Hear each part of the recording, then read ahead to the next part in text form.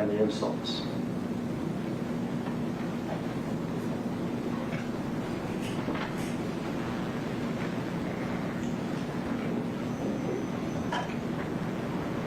Stop it there. This man here got out of the car with Dolph. That's his brother. His name's Marcus Thornton. His brother, his friend. This thing that we're about to watch has had a terrible impact on Marcus. Not just his brother and his friend, but he also works security for them. In fact, as Marcus walks in this cookie store, he has a gun on his person, and he has another gun in the car. Dolph was well aware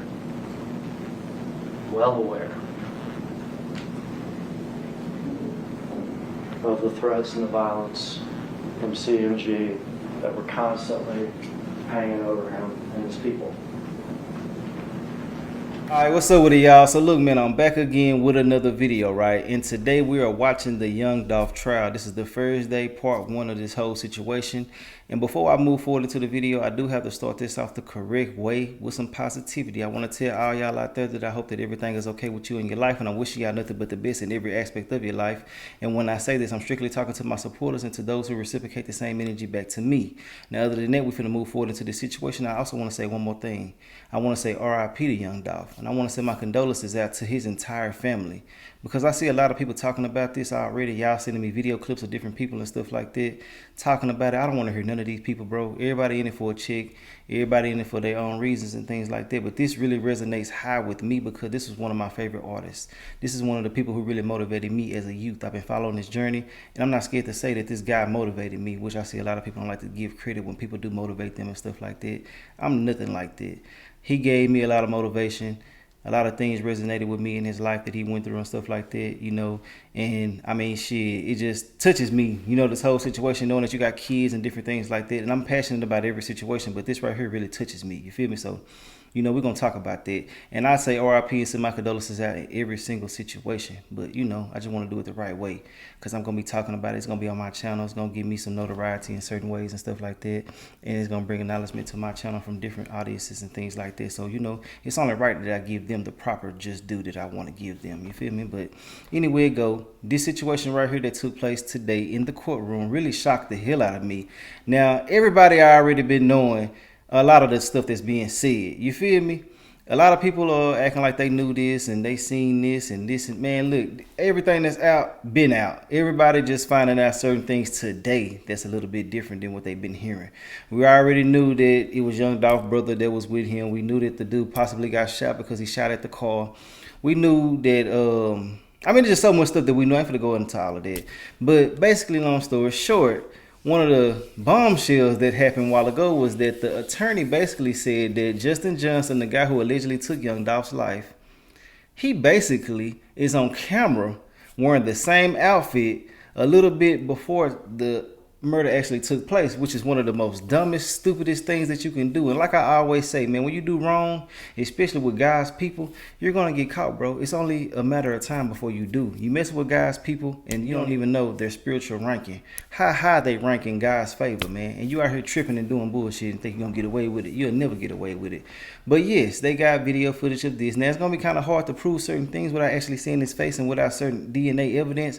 But they're basically laying this out in a certain way to the point where, like, they walking you through it. It's like a journey. And I want y'all to take y'all time with this attorney when he speaks. I know some of y'all be rushing and eager to get to certain information. Just listen to what he's saying and how he's laying the foundation for this concrete evidence that they got based on what they've been receiving and stuff like that from video footage, witnesses and different things like that. Now, the family is really, really finna be in God's favor. They already have been, but in this situation, I definitely believe that, because everybody is looking like right now, everybody is snitching on Justin Johnson, one of the alleged murderers, right? Now, the attorney for him He trying to do his thing, but overall, ultimately, man, the way that this guy laid down the foundation for this right here is no backing down from what's going to take place, in my personal opinion. You feel me? Now, it's always room for different things to take place and things to happen and stuff like that. We will figure that out over time, but as of now, his ass is cooked. He's fried. They got him basically in the same vehicle that took place in this too a little bit beforehand. They know certain things, and like I said before, and like I always say, and like a lot of people already know, they don't let you know everything because there's certain ways you can get around these type of things in the courtroom. You know what I'm saying? So yeah, certain things will be left out for people to speculate and come up with their own synopsises and things like that. But overall, ultimately, his ass is fried. I'm gonna go ahead and let y'all watch this right now, but I do want to say, give this guy a little time, because he cooking now. He cooking. He said, basically, shit, you know, they got his ass. You know, this ain't 20, what he said, this ain't 2021, this ain't, I mean, yeah, this ain't 2001, this ain't 1999, this ain't them back in the days when there were no cameras and shit. They got camera footage on that boy. His ass is grass. They also caught him actually leaving his apartment that night, packing up, getting the hell up out of Dodge. So Justin Johnson got one of the co-defendants going against him, his brother going against him, which is a co-defendant, I guess, and also Hernandez Govan, whatever the fuck his name is, the guy who is allegedly the mastermind behind all of this. And they also said that Big Jook paid $100,000 for this hit to take place. Big Jook is Yo Gotti's brother. But anyway, man, y'all finna see all of that. I just had to tell y'all my little thoughts and opinions on this. RP to Dolph. I want to send my condolences out to his entire family, everybody who had a genuine love for him, all the fans too. They had a genuine love for him too, man. You know, and even people who really didn't listen to Dolph and stuff like that really just sympathized, man. Dolph was a real rare guy. You know what I'm saying? And I mean, when shit like this happens to certain people, bro, you're not going to get away. But I'm going to go ahead and let y'all watch this. I'm going to come back at y'all with another part a little bit later on today as it comes out. But overall, I done say what I had to say. Let me know your thoughts and opinions. And we will talk about it in the comment section. RIP to Dolph, man. I'll holler at y'all later. We got a lot of carpet. We got a lot of carpet.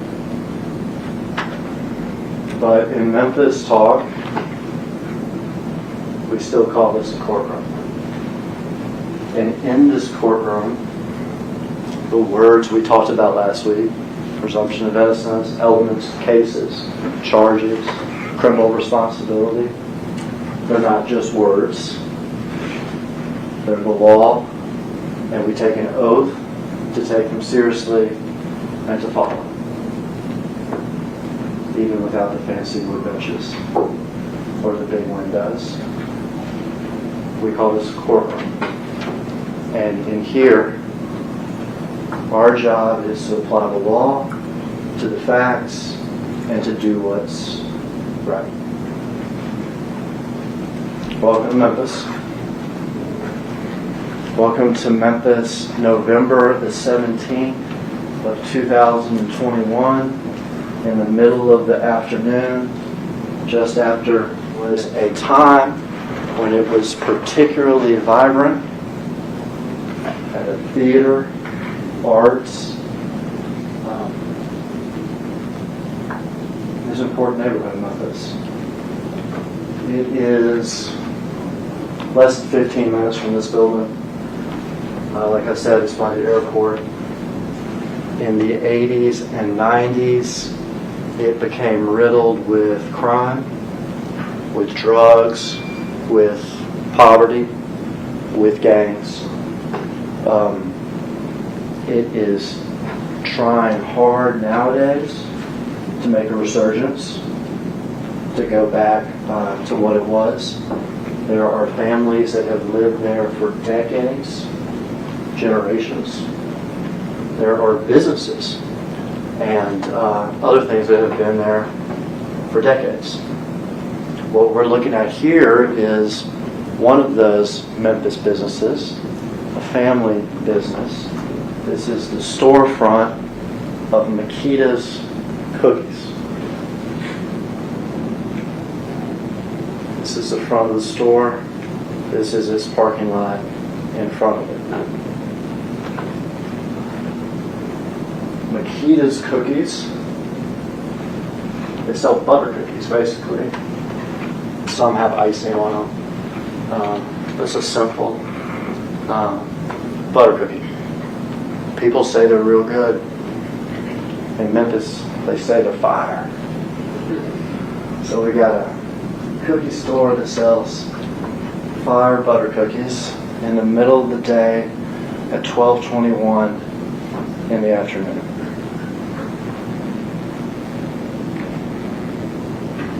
Mr. Haggerman, you're standing in front of him. Thank you, Judge.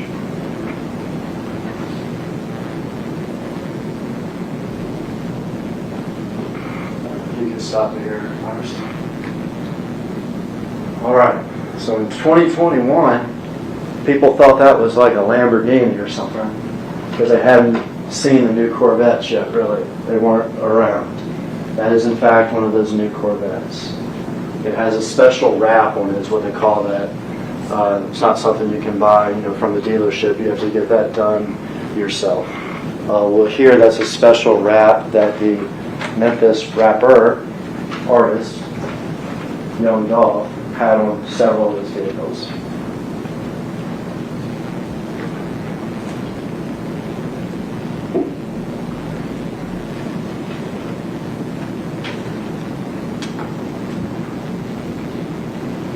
There's a couple times in this video we'll just have to wait, but it's a matter of seconds, and it's the last seconds of his life, so we can wait for him.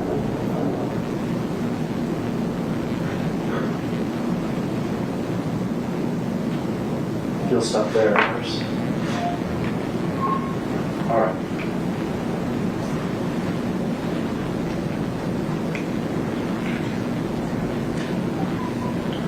This taller man here in the yellow shirt, blue jeans, white shoes. His name is Adolph Thornton, Jr. You've heard me read it a couple times now. He grew up in Memphis. The neighborhood he grew up in was Castalia, not terribly far from this, also a neighborhood in South Memphis. You'll see a member of his family testify this week, and she'll tell you a little bit about his background and his family. I'll tell you a little bit about him right now, though. He is an ambitious young man who is a rapper, Memphis rapper, who rapped about the things that he saw growing up and that he sees in his neighborhood in Memphis. Some of that, and one of the things that meant everything to him in terms of what is real, is he wanted to make it for himself. He wanted to make it for himself. He wasn't interested. He wasn't interested in joining others. It was all about making it himself. He felt like when he grew up, he called it his come up.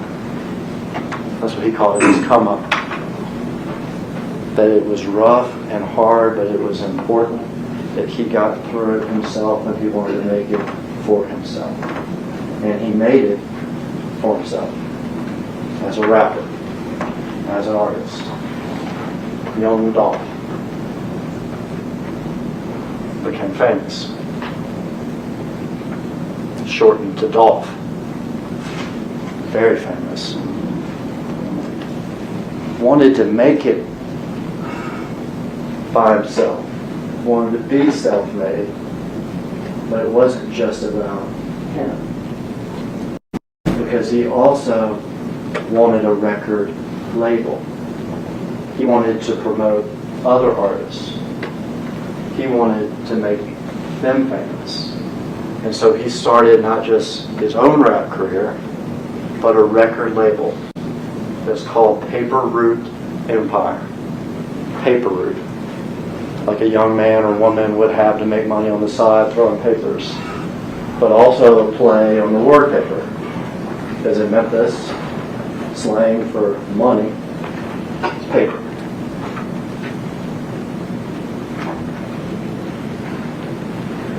It's sometimes abbreviated PRE. Paper Route Empire.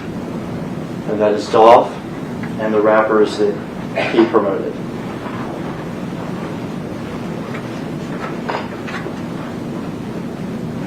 Trying to make it on your own is obviously hard. In this game, trying to make it on your own can create enemies. PRE, Paper Route Empire, his label, is not the only label in Memphis. He's not the only famous rapper in Memphis. Another label, CMG, Cocaine Music Group.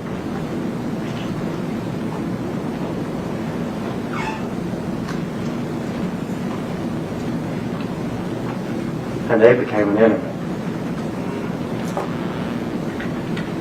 They wanted Dolph under their label, but he turned down millions. I want to do it myself. The second time, they wanted Dolph under their label, but he turned down many millions. I want to do it myself. And in this game, whether it's smart or not,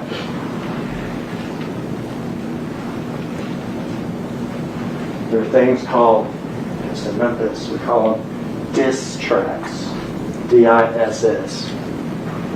A rap where I may insult, level whatever sort of insults and everything else I want to in the song itself. And Dolph had plenty of those. And he had plenty of those directed at this other label, the Cocaine Music Group, at their artist, and at their number 2 person. His name is Big Jook, the number 2 person of Cocaine Music Group. Through the years, and I'm talking years before what we're going to watch, having nothing to do with Mr. Johnson on trial, there were highly publicized incidents of violence directed by CMG, again, 100 rounds. And he also spewed out the disses and the insults.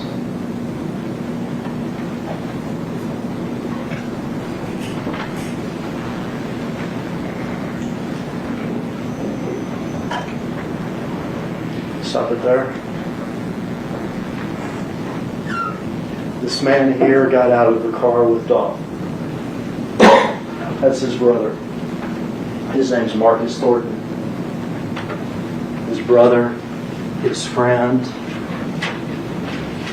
This thing that we're about to watch has had a terrible impact on Marcus. Not just his brother and his friend, but he also works security for Dolph. In fact, as Marcus walks in this cookie store, he has a gun on his person, and he has another gun in the car. Dolph was well aware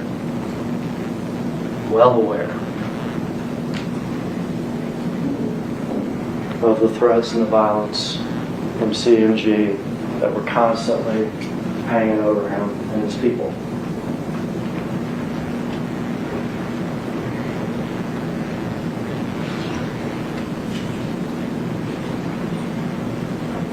We'll wait 30 seconds.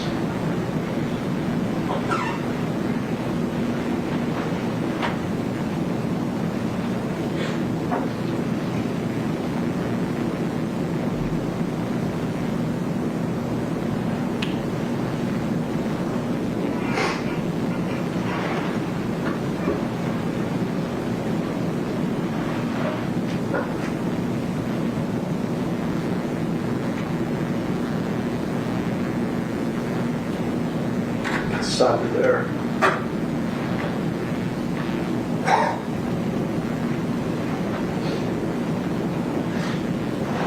That car that just drove up came from this side of the parking lot.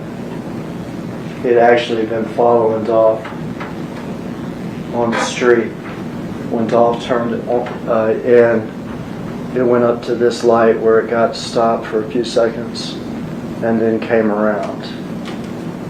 It's a white Mercedes. There's other pictures where you'll be able to see it more clearly. But it's a white Mercedes with back end damage back here on the back passenger side of the car. It's a stolen car. It's a stolen car that our defendant here, Justin Johnson, traded for one car for another at a gas station about 10 hours before this murder happened. This man got out of the passenger side of the white Mercedes. Door's still open. We saw him run to the parking lot. He's here with a large semi-automatic weapon. He's in a hoodie. He's got sweatpants. And he's got white shoes.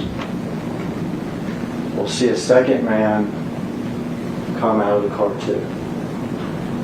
Those two men that we're going to see come out of the car, they're going to gun Dolph down. He's inside the business. He has walked over to sort of where the bathrooms are in the business. He's as close as I am to y'all. There's the window, and he's getting shot through the window. Both of these men will shoot. This one in particular, it looks like he's never shot this type of gun before. It's because he probably hadn't. The second man out of the car who's driving is our defendant, Justin Johnson. Neither one of these men are professional hitmen. If it looks like they don't take tactical shooting stances, it's because they don't.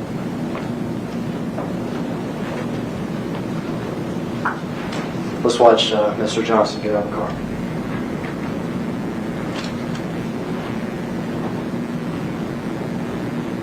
You can stop it here. This is Dolph here. Remember, he was wearing the yellow. This is Marcus. Remember, I told you he had a gun. He tries to return fire as these two men quickly shoot Dolph. Dolph's body's riddled with bullets. He shot all in the back, in the face, in the neck, in his arms. The first man out was Cornelius Smith, and he has that semi-automatic weapon shooting wildly into Dolph. The second man out was Justin Johnson, who has a handgun, who's firing at Dolph as he lays on the ground. Marcus Thornton starts firing back once he hears the shots. Now we see him emerge from the building, shoot back.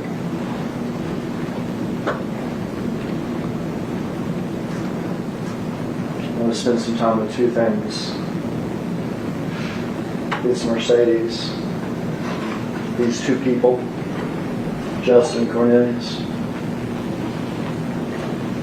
They didn't fall out of the sky on a Wednesday at 12:20 in the afternoon at a cookie store. They had been looking. They had followed them. And for them, this is just business.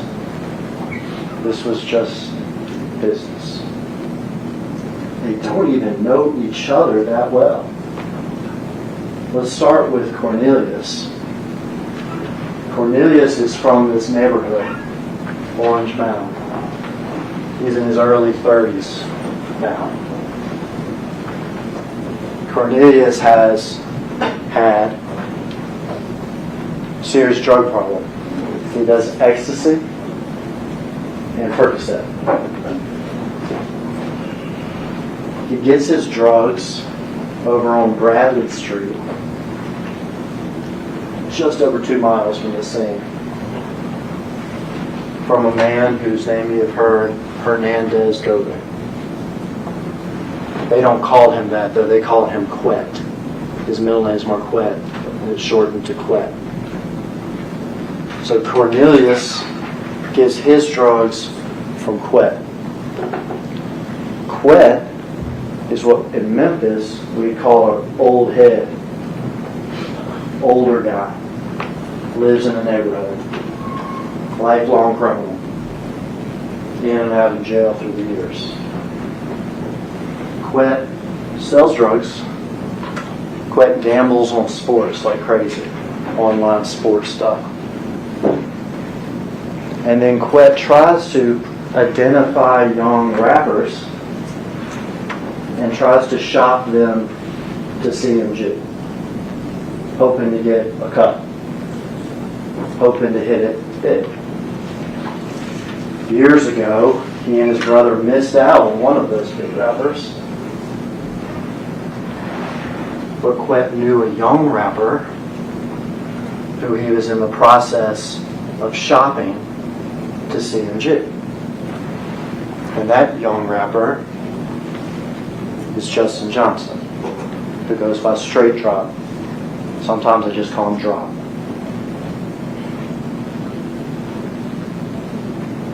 So Quet's the common person. He knows Cornelius from the neighborhood, knows him well, sells him drugs. He knows Justin Johnson. He's trying to get him to be the next CMG rapper.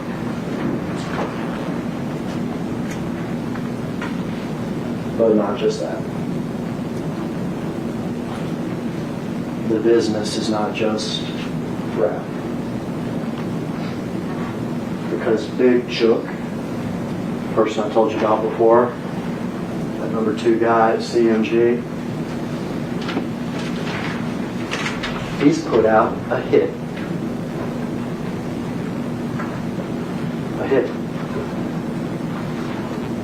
$100,000 to whoever kills Dolph. He has met with Justin. He has met with Cornelius.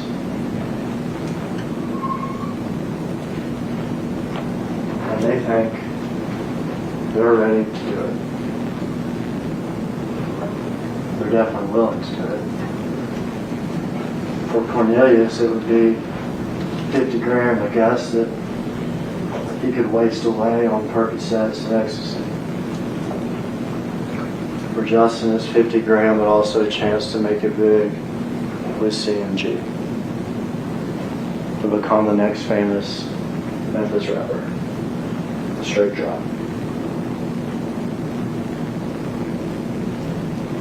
They were sent here. They were sent here.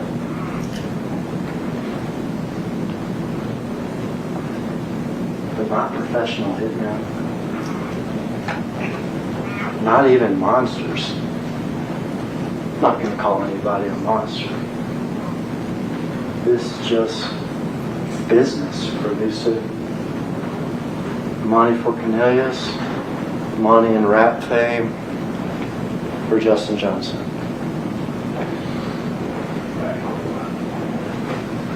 They did the best they could, really. Stolen car.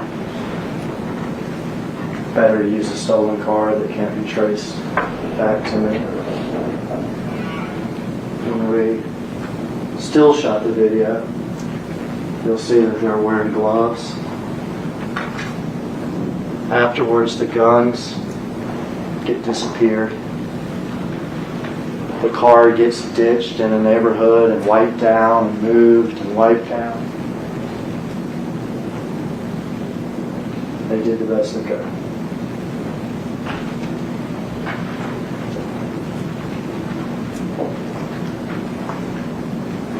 I guess I could have gotten away with it. get the guns gone, you get the car wiped down, get the car hidden for long enough. You're wearing masks, you're wearing hoodies, you're wearing gloves. Do it so quick, but it takes seconds. You get in, you get out, you get separate, you get disappear, and I guess you get away with it.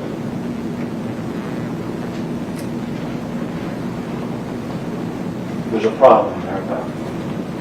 There's a problem there. Still staring at us. One of the big problems. It's not 1981. It's not 1991. It's not even 2001 when I started in this building. It's 2021. It's 2021. And what I started talking to you about when I first stood up, what you didn't think about, what we don't think about almost ever anymore. These places have cameras. Places have cameras. It's the hotel lobby. It's walking into the building. It's this courtroom now. A lot of places that have cameras. And also what we don't think about, we didn't have to in 1981 or 91, whatever, is we carry phones around.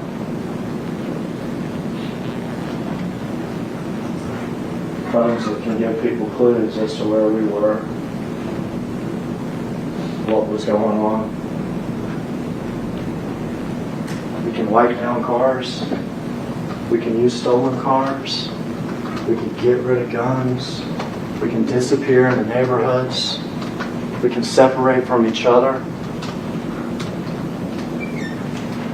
But it's 2021.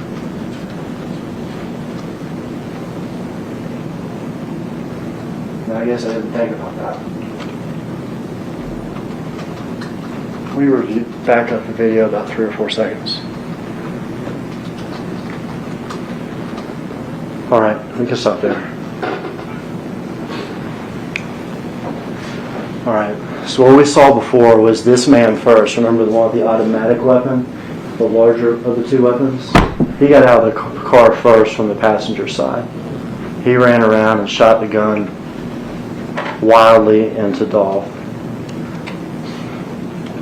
We're concerned in this trial, Mr. Smith is charged with murder too. So is Mr. Govan. And we've heard that Jamarcus is charged with conspiracy, but in this trial, this is Justin Johnson's trial. This is Justin Johnson. He is wearing tennis shoes that have white soles. You see this one better in this shot. White soles, they're black with a little white stripe. There are times in the video where you can see his socks, and they're white socks. He's wearing gray sweatpants. In fact, there's angles of the video that you can see that this gray sweatpant on this left leg has a little silver-like emblem on it. Real small, it's shiny sometimes. He's wearing gloves. See it maybe better there. He's wearing a black hoodie. He's wearing a mask. And he's wearing a Bass Pro hat. Alright, so black tennis shoes. The white sole. White stripe up the middle of the tennis shoes. White socks. Gray sweatpants. There is a little emblem that you can see in some angles on the leg. Black hoodie. Here during the shooting, he's wearing a mask, and he's got a Bass Pro hat. Bass Pro store is only not even a quarter of a mile from where we're sitting, right here. There's other angles and other still shots where you can clearly see it's a Bass Pro hat. And there's other angles where you can see the little emblem that he has on his sweatpants.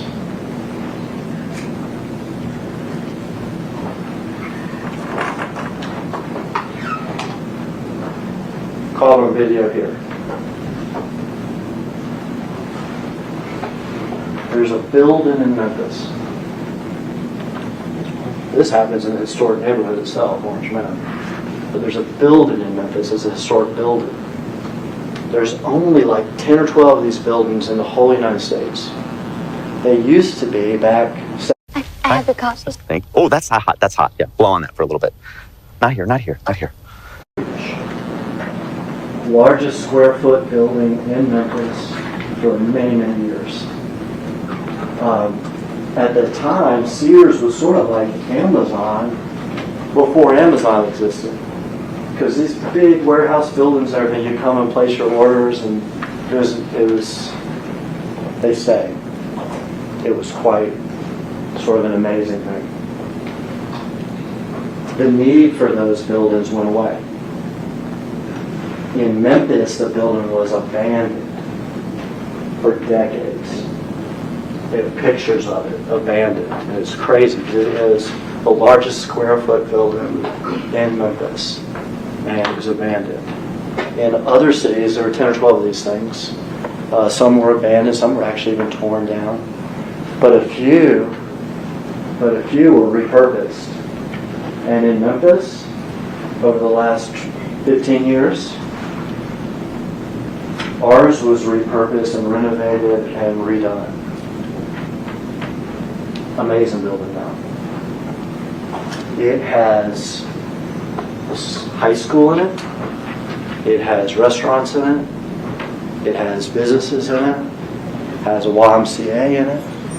Has a brewery in it. Has all sorts of things in it. Also has apartments in it. Has 4 floors of apartments. So when you live here, it is a nice place to live. You live sort of like in a shopping mall with your restaurants and everything else right there. Okay. Justin Johnson, 2021, has a mother and a sister that have apartments in that building. The building is 12 stories high. Huge footprint. November 17th, 2021.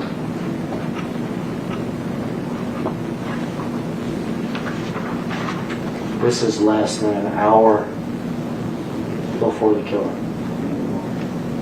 This is Justin Johnson in the elevator, leaving the building about an hour, really less than an hour, before the killing.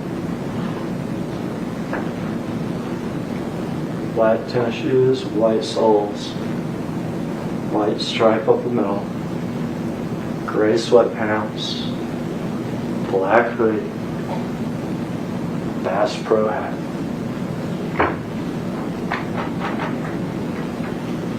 In fact, you'll see picture after picture and video after video. It's the same outfit he was wearing the night before. We'll see him in this outfit from 2 o'clock in the morning, same day, all the way up to leaving the building right before the killing. The exact same outfit as that man on the video. A guess as to what kind of car he got caught leaving it at the parking garage of this building.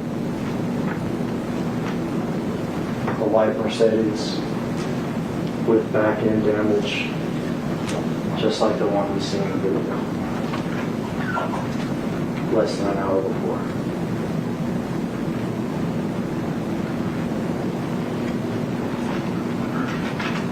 You can get rid of guns. You can wipe down cars. You can disappear in neighborhoods.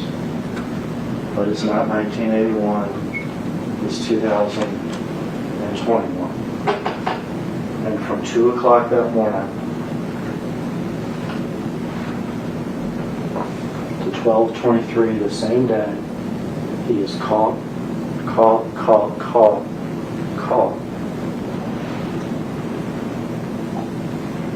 again and again. And it's not just before the murder. Cornelius got shot. Can't tell in the video. He got shot in the shoulder. He needs medical attention, or at least needs somebody to look at it. You'll see the text messages. You'll see the phone location type stuff. You'll see that Mr. Johnson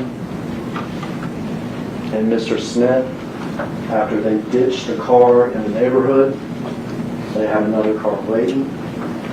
That they go over to Mr. Johnson's cousin's apartment.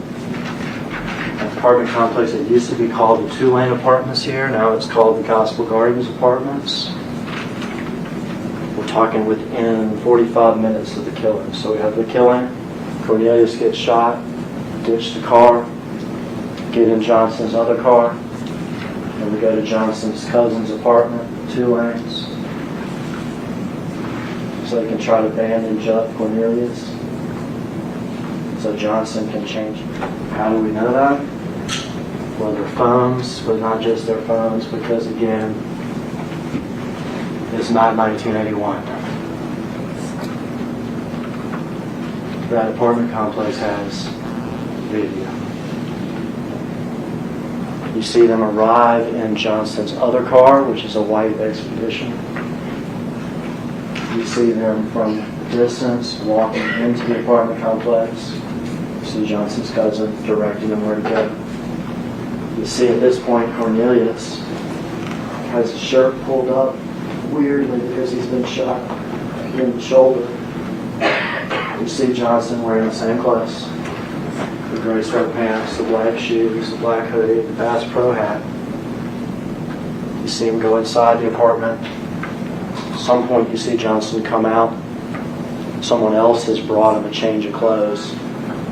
You see Johnson get inside that car, inside the back seat of his friend's car, and change his clothes. No longer in the murder outfit. You see them leave. To disappear almost. Because later that night, we see Johnson back at that big building called Crosstown. He's in his new clothes that his friend brought him at the apartment complex. And he goes to his apartment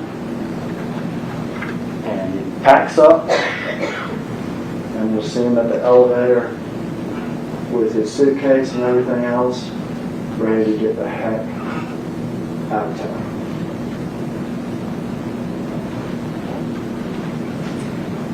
The contract hit a BIG JOOK. The hitman found and solicited Hernandez Gomez, who they caught quick. The hitman, a druggie from the neighborhood, Cornelius, and the aspiring young rapper, Straight Drop. And they could have gotten away with it, but they didn't. What we watch up here is so quick. And we watch it and we call it violence. That's a man with a family and with a life who's laying at the edge there in the yellow, riddled with bullets, dead. We watch that and we call it violence. For Cornelius Smith and for Justin Johnson, it was just business. They call it business. What we do here this week in here. We'll see the video plenty of times. We'll see the crosstown videos, the apartment videos, we still still shots and everything else. What we do here this week together is not violence and it is not business. It's justice. And at the end of this, you will see that both Cornelius Smith and Justin Johnson are caught,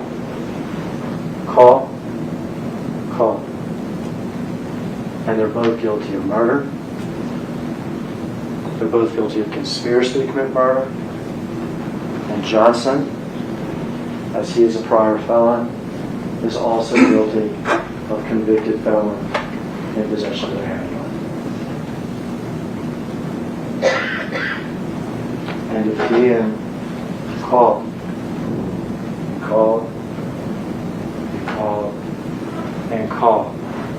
on video is not enough for you, you'll also hear it from Cornelius Smith's mouth. That's me with the assault rifle killing Dolph. And that's Justin with a handgun with me killing Dolph.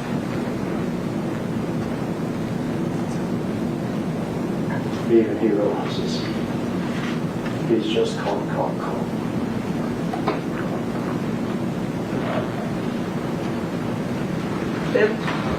Thank you, Judge.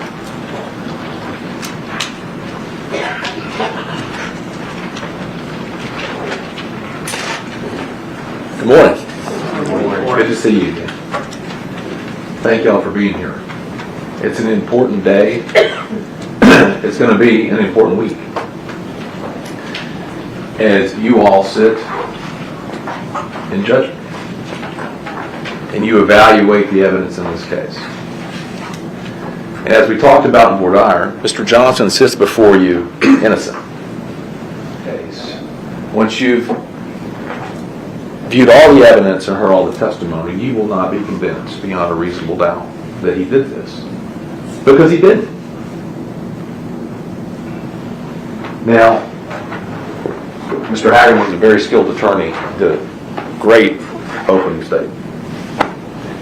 But there's always two sides. And there are certain things about this case that I'm going to urge you to be paying particular attention to. You heard a little bit about Govan, and I anticipate you'll get to hear from Govan in this case. You already heard you're going to be hearing from Mr. Smith.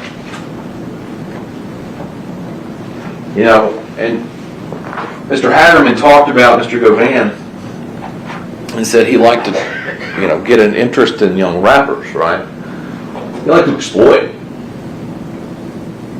He liked to exploit young rappers. Like Mr. Johnson.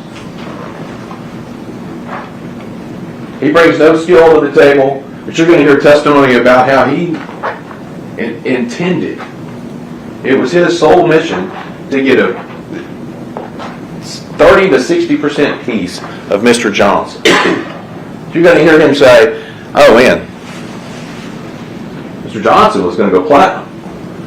And he and his godbrother had missed out on this golden opportunity for another rapper, and they weren't going to let that go by. They weren't going to let that go by again. And so he gets his claws into Mr. Johnson. All right? And what you're going to hear is, as the process goes on, is the idea is that he's going to sign with CMG, Mr. Johnson is. But there comes a point in the road where what Mr. Govan wants, which is a meal ticket, the payday, and what Mr. Johnson wants, differ. And you're going to hear about how they take this trip to Atlanta. And the whole idea is that they're going to go to Atlanta, and this is Mr. Govan's chance. He's got another guy he's going to bring in to help sell the management contract, which is going to give him this massive piece of this young up-and-coming artist. And you're going to hear, this is about September of 21. This is right before November. And you're going to hear that they go to Atlanta to meet Jook, who is one of the higher-ups at CMG. Right? They go to Atlanta, and while in Atlanta, Mr. Johnson decides, I'm not going to go your way. I'm not going to go your way, Govan. I'm not going into business with you. I'm going to do it without you. And at that moment, I anticipate you're going to hear Mr. Govan say he was really mad. He felt some kind of way about the fact that he had, in his mind, his perception was he had done all this to help this up-and-coming star, and now he was going to be left to the wayside, and he wasn't going to get a piece. And he's so angry that he leaves Mr. Johnson in Atlanta. Leaves him there. Mr. Johnson has to find another way home. You know, Mr. Hagerman talked about, it's not 1981, right? It's 2024 now. It's 21 when this happened. But there are certain things that are as old as time. And that's greed, right? Pride, and deceit. And that's what Mr. Govan has, is greed. And then he gets angry because if he can't get a piece of this young artist, nobody can. Nobody can. It's time to tank this one, because he's not going to go with it. And Govan, you're going to hear, and the state has said, is soliciting. He's in the middle of this thing with DOLPH.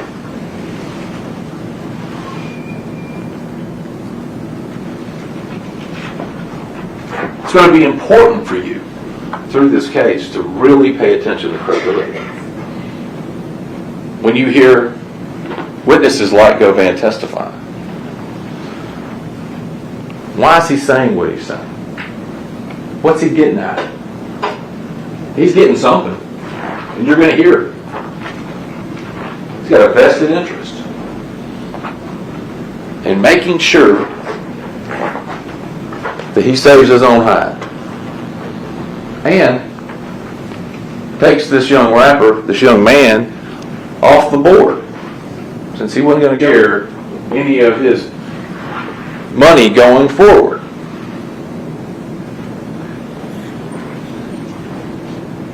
The same is to be said for Mr. Smith. You're going to hear from Mr. Smith. And Mr. Hagerman tells you, he says he's going to tell you that was me and Justin.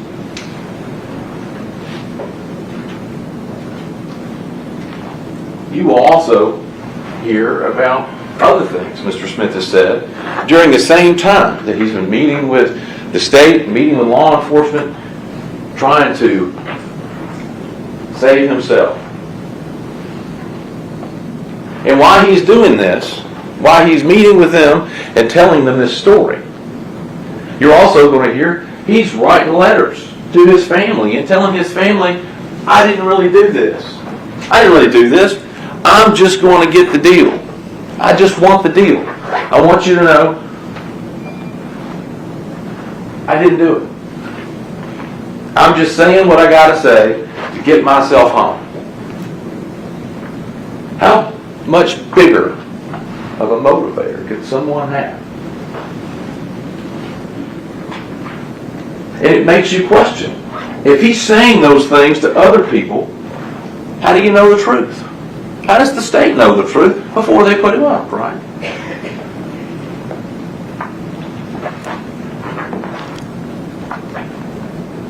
You know, you're right, 2021. There's video. And I'm going to tell you now, similar clothing doesn't equal the same. All right? Video is going to show what it shows. You're going to be able to watch it, evaluate it, look at it. The crosstown videos and pictures that they show you, look at them, evaluate them. Absolutely. But similar doesn't mean the same. For mass-produced items, you have to ask yourself, is there anything particularly significant or unique about those items that couldn't have been obtained by another person and worn by another person? And look, if that video on its own and the other part of that was enough, why would we need to hear from these other folks? Why would we need to hear from them?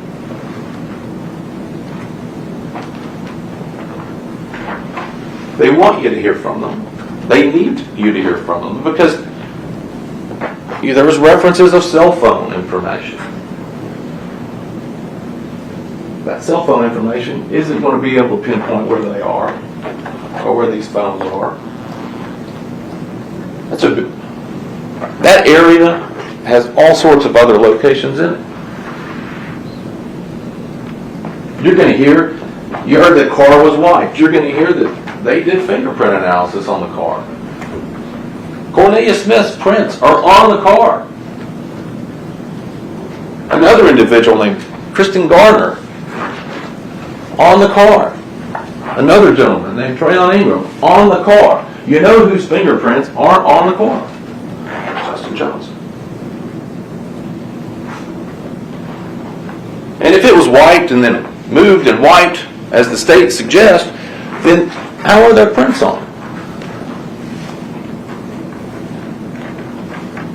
You're going to hear that they did touch DNA, right? So lucky, it's not 1981 anymore.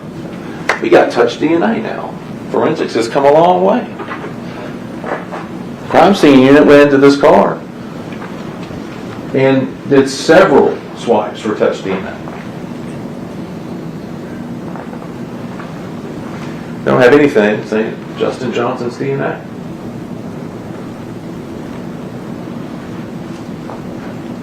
The car that they got, a dude got shot, according to Cornelia Smith. I mean, he got shot in the shoulder. No blood in the car that we're going to hear any forensic analysis about. How is that?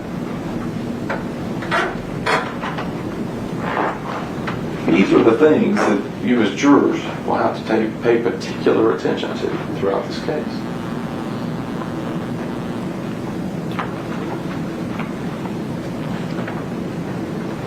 The shame of it is that people like Govan and Cornelia Smith are going to get an opportunity to come and lie to you to your face.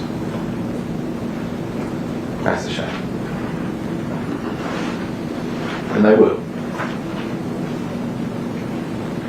The judge instructed you earlier some of the things to be mindful of among credibility.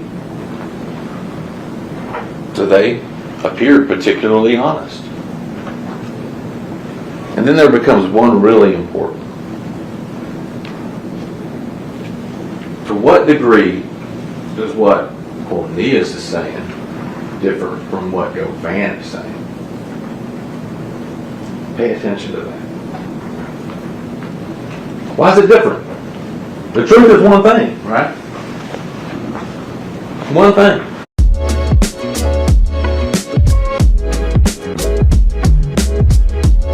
A horrible thing that happened to Adolph Thornton and his family. It wasn't just every day. So, why are they telling different stories?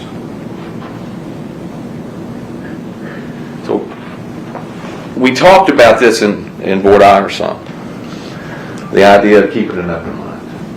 I'm going to ask you again to do that. To hold any judgment or consideration on that issue until you've heard everything.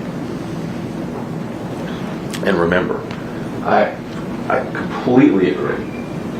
This isn't business this week. This is justice. And as we talked about in voir dire, your job is to mete out justice in this case. Absolutely. A life was lost. Absolutely. But as we talked about in voir dire, and you all agreed, it's never justice if you convict the wrong person. So I appreciate all of your attention that you're going to provide this week in deciding the fate of Mr. Johns. Because he didn't kill Adolph Thornton. And he shouldn't be the one that has to take the fall for it. Thank you. State controversy witness. The state calls Erica Thornton. Erica Thornton. Ladies and gentlemen, while we're waiting on this first witness to come in, make sure your phones are turned off, please. Phones turned off.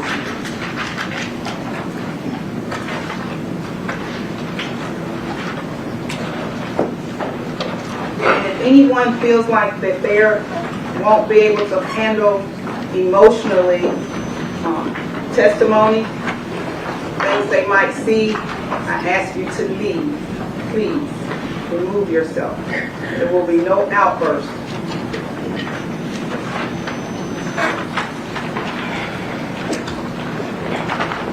You swear or affirm to tell the truth? Yes. Have a seat,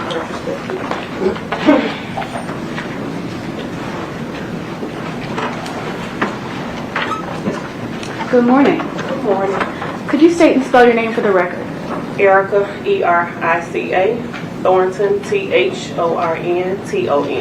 Thank you. Did you know an individual by the name of Adolph Thornton Jr.? Yes, And how did you know him? it's my brother. What kind of relationship did you both have? Sister and brother relationship, we were all pretty close. We had a great relationship. Spoke all the time. Hung out every chance we could get together. So we had a great relationship. Okay. And if you were shown a picture of your brother, Mr. Thornton, would you be able to recognize him? Yes.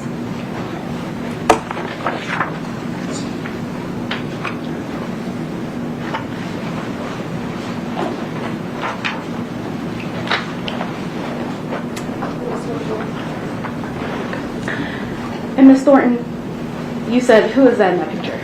My brother, Adolph. Okay. Your Honor, I'd request that this photo be entered into evidence and marked as exhibit number 1.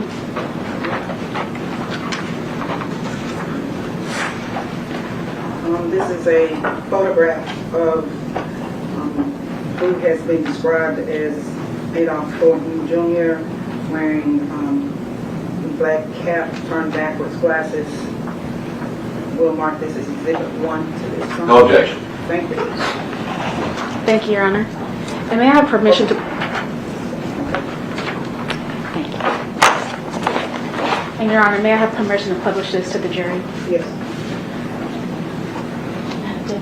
Who passes? Thank you so much. Okay. Ms. Thornton. Hold on. Let them look.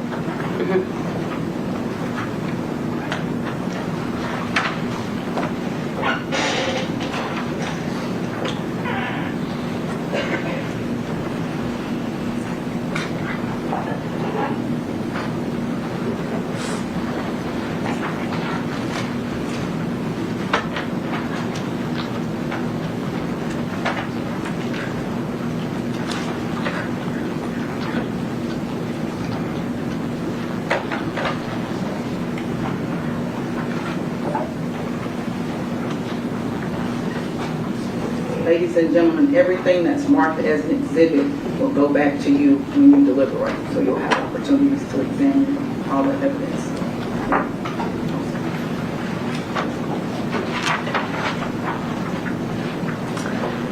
So, Ms. Thornton, you're familiar with his family, correct? Yes. Does he have any children? Yes. How many children does he have? He has 2. Okay. When was the last time you saw your brother? So last time that I saw my brother was in September, right before Labor Day. So 2 months before he was murdered. Okay. And did you attend? Yes. Okay. My final question, do you miss your brother? Most definitely. Okay. Your Honor, at this time I'd like to read a stipulation of fact into the evidence. It has been signed by both parties and Your Honor. Any objection? No objection. So before you do that, ladies and gentlemen, what she's getting ready to read to you is what she just said is a stipulation between the parties. The parties have chosen to, in order to keep witnesses from having to testify, witnesses from having to testify about certain events and things, the parties can stipulate to those facts. So you might hear a few stipulations throughout, and those will be also entered into evidence, and you'll go back. It will go back with you also. The parties in this matter, the State of Tennessee, represented by Paul Hagerman and Iris Williams, and the defendant Justin Johnson, represented by Luke Evans, respectively, have agreed to the following. The victim in this case is Adolph Thornton Jr. He was a living person and is now deceased. Adolph Thornton Jr. was, as you will hear in later testimony, the same person that autopsy 2021-2619 was performed upon. These facts agreed to by the parties and may be accepted as true without the need for a witness or further proof. This is a stipulation made in all homicide cases so that the family members of the victim do not have to view autopsy pictures of the victim. It is so stipulated and approved by the court. And Your Honor, at this time, I request that this stipulation be entered into evidence and marked as the next number exhibit. No objection.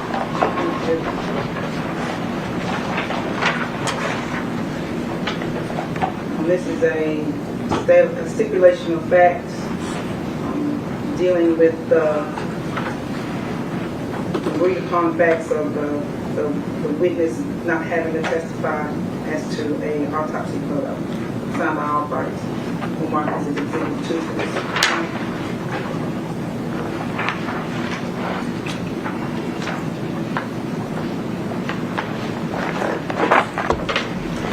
Your Honor, at this time, I'll pass the witness. No questions. Thank you, ma'am. Dr. Stitt. Call your next witness. Call Raul Hopkins.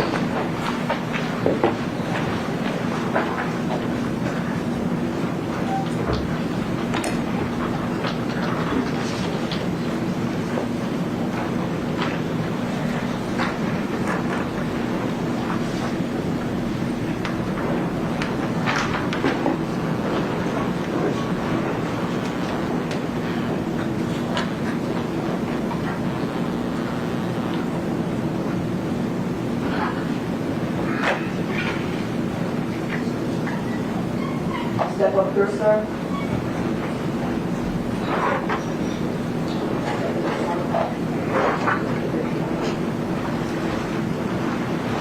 You swear or affirm to tell the truth? Yes. Yes, sir.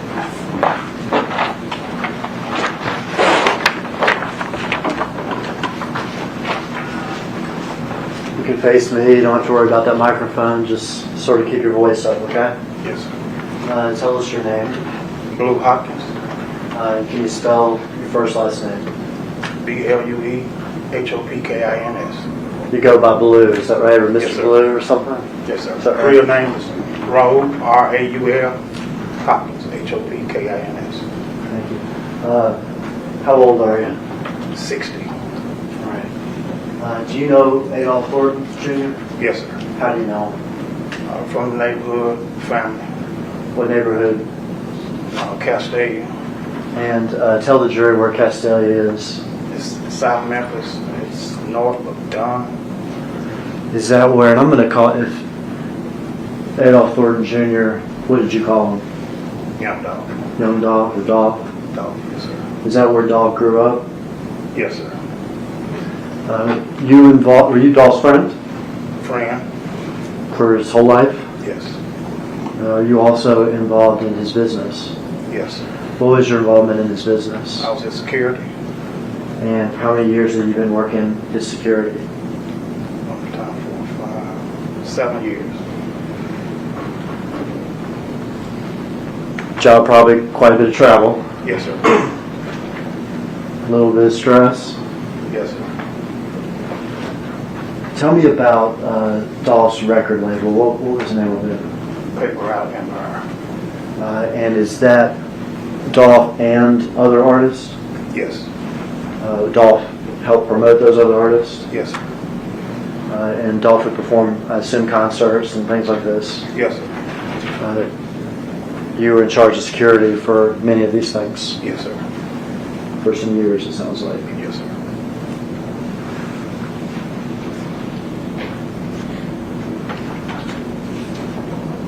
Let me pass you this photograph if you've seen it.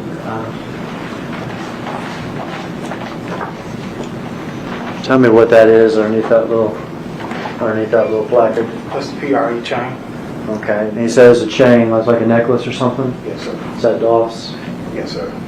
You're not around to move that into evidence that states next on the exhibit. No objection.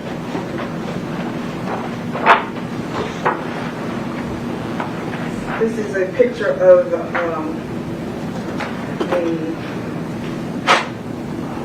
chain, the emblem for a chain, PRE,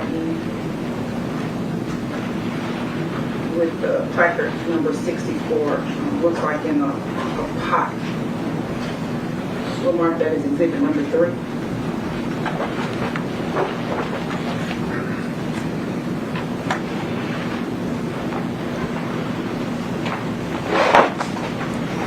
You familiar with a rival rap label? Yes, sir. What was its name? CMG. Is that Cocaine Music Group? I think so, yes, sir. Does that label have artists and things like it under that umbrella? Yes, sir. Are you familiar with the name Jook or Big Jook? Yes, sir. And is that person, to your knowledge, affiliated or part of the leadership of CMG? To my knowledge, yes, sir. You familiar with any sort of rivalry between CMG and Dolph? Yes, sir. You familiar with sort of the origins of that rivalry? Yes, sir. And what is that? Us doing shows, we got the soprano shot up, a few other various things. There's a lot of shit going on. Okay. Well, let me back up because I think you're talking about incidents that happened. Yes. Is that right? Yes. Okay. Let's back up. Do you know why does CMG have a problem with Dolph at all? You're not familiar with that? You familiar with Dolph ever turning down proposals to sign with artists from CMG? Yes. Was it important to Dolph that he did it himself? Yes, sir. Did he make public statements like that? Yes, sir. Did he make statements like that in his rap songs? Yes, sir. In his rap songs, did he call out CMG and those artists? Yes, sir. In those rap songs, in fact, did he call out Big Jook? Yes, sir. Did he say insulting things about Big Jook? Yes, sir.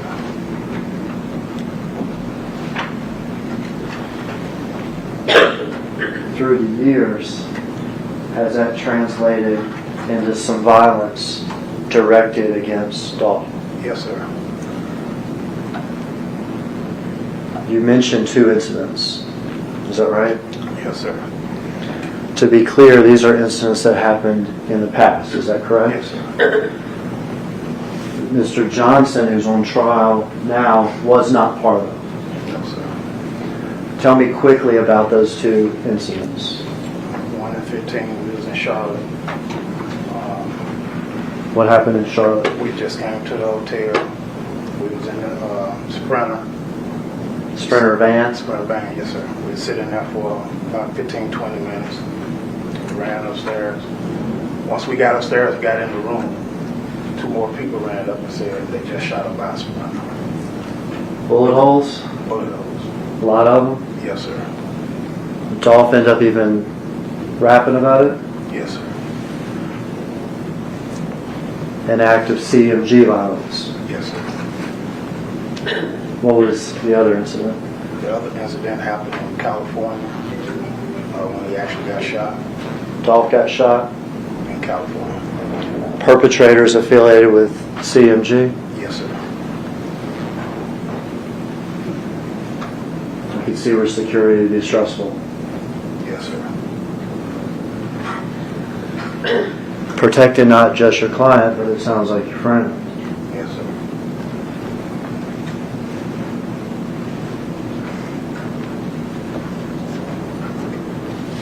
It's just a little piece of paper. Defense counsel's seen this. We just passed this forward, Judge. Oh, to the witness. That emblem on that, you familiar with that? Yes, sir. And is that CMG? Yes, sir. You know, if we just offer that into evidence to say next somebody says it. Objection.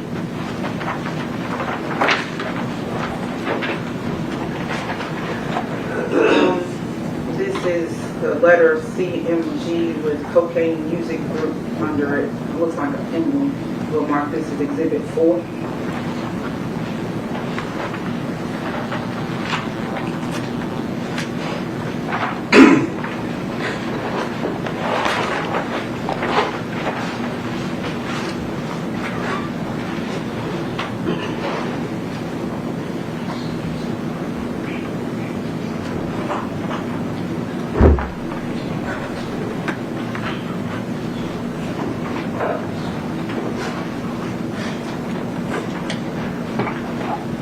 If I could publish these two exhibits, Sean. Okay. It's Exhibit 3 and 4 for the record. On Earth, 7 seas, 7 continents, 196 countries. PRE, Paper Route Empire, and CMG, Cocaine Music Group. Yes, sir.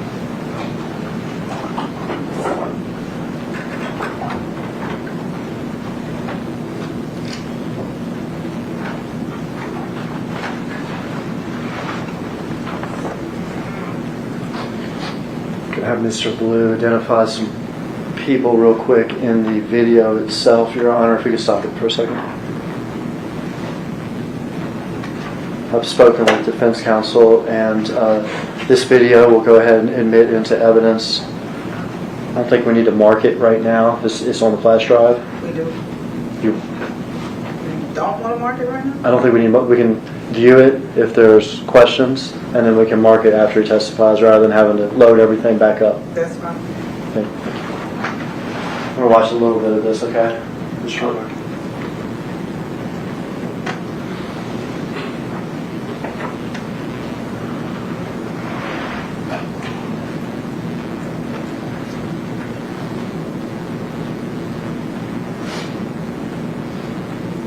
All right, you can stop there. Iris. Are you familiar with this car? Yes, sir. Whose car is that? Young dog. It's one of those new Corvettes. Yes, sir. I see that it has either a paint job or a wrap or something on it. Is that right? Yes, sir. Tell me about that. It's just, he wrapped a lot of his cars Okay. camouflage. Okay. So it's like a white and blue sort of camouflage pattern. No, it's more like white and green. Okay. And that is something he had several of his vehicles in? Yes, sir.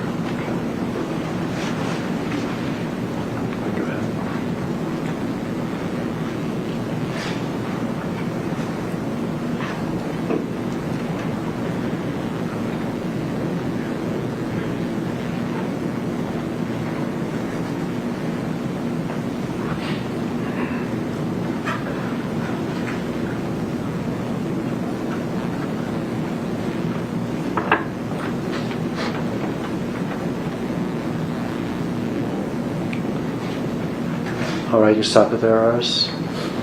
Who is that? That's Young Dog. All right. And who is that? That's his brother. Is his brother's name Marcus? Yes, sir. Do you know Marcus? Yes, sir. Has this event had a significant impact on Marcus? Yes, sir. Did Marcus sometimes help with DOLPH security? Yes, sir.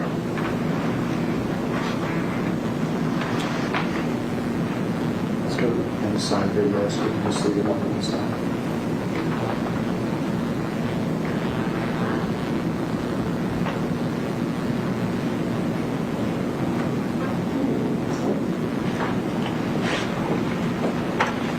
Is that the car arriving? Yes, sir. Do you know where they were arriving from? No, sir, I don't.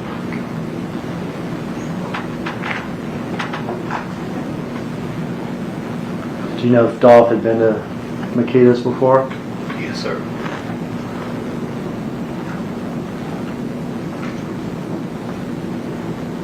Had you ever been there with them? No, sir. Had you ever even tried the cookies there? No, sir. He ever talked to you about the cookies? Yes, sir.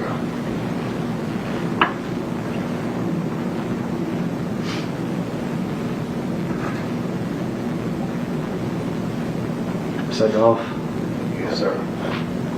The chain around his neck, is that the PRE chain? Yes, sir. The one that we saw in the exhibit? Yes, sir. And that's Marcus behind him? Yes, sir.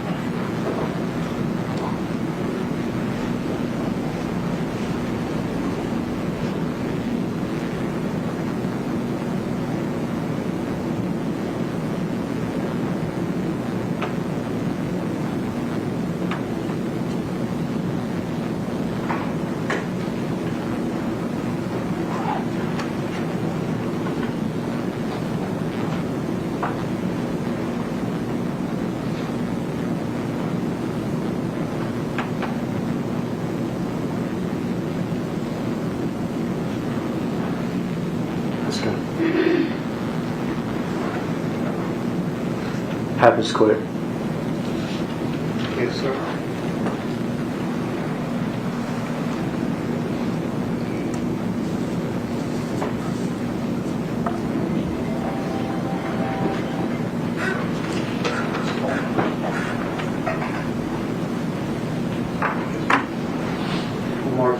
Last of Marcus exhibits later on in the trial. No further Any questions? objection about the marking of the exhibit? Sorry, Judge. Any objection to the marking of the exhibit? No objection. Any questions, Mr. Evans? No question. Thank you, sir. Good day, Flush, Your Honor. You may.